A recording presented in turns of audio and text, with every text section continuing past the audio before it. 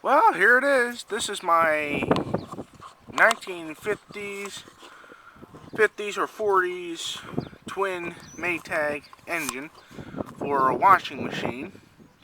The model is 72D, 2-cylinder, and the exhaust is just an add-on. I don't have an actual end here, so that's kind of not my fault. So, as you can see, it says Maytag right on the flywheel, and it says something there, but I just don't know what it is. But yeah. Now, as you can see here, I have a little red light here that would be showing each of and every of compression or ignition going off. But I gotta reset the damn thing because it's kind of falling apart.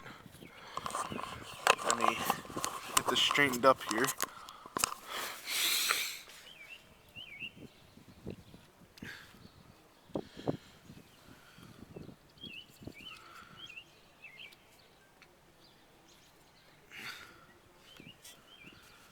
Okay, so my ignition wire, or wire is ready.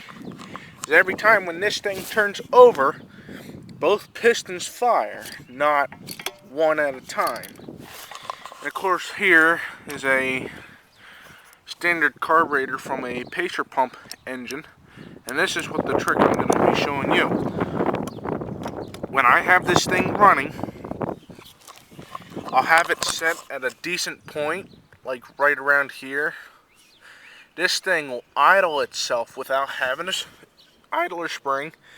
When it dies down, or tries to die down, this will take it back out, letting fuel in, and then bringing it back down to let it idle and try to die down. It'll do it, but it has to give more. So, yeah, here we go.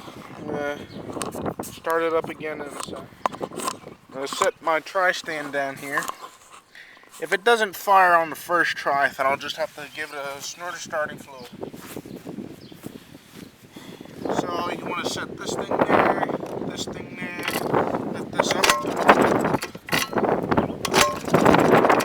Nope, not going to fire, so you give it this. It's kind of windy today because there's supposed to be a storm. Now here we go.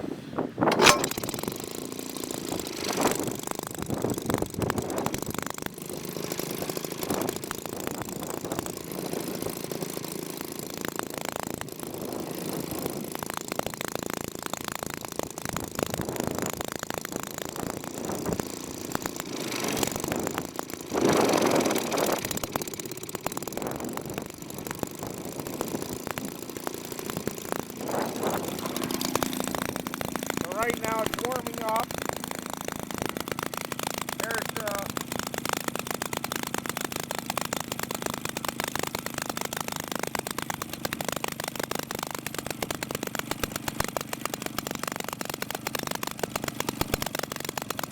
right now the spark plug is blinking at a very good speed. As you can see, the light on it is blinking faster than what the camera is shooting. See, this is what I'm talking about.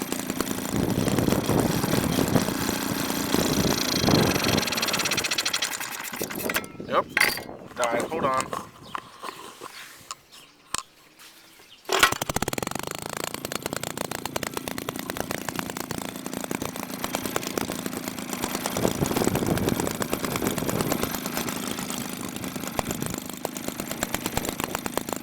I'm going to set you down so you can see what it does.